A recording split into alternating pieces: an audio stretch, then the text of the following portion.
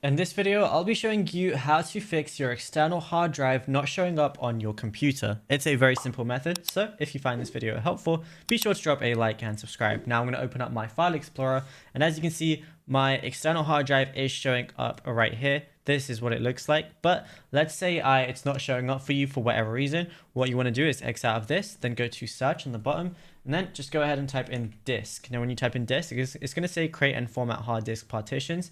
And then this is going to come up right here. You want to just go ahead and look for something that, you just want to look for your volume. So mine's right here. And as you can see, 2000 gig is unallocated right now, and 1672 gig is unallocated as well, when only 32 gig is allocated. So what I want to do is I just want to right click on the 2000 that's unallocated, press new simple volume, then it's going to open up the new simple volume wizard. So press next. You want to make the simple volume size in megabytes the exact same as the max.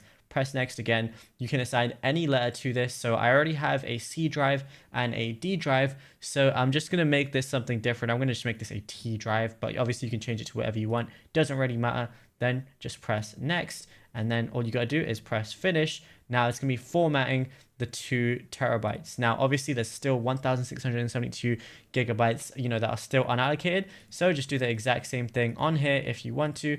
And that's it. It's as simple as that. Now, if you found this video helpful, be sure to drop a like and subscribe, and also let us know in the comments what more tutorials you would want from this channel in the future.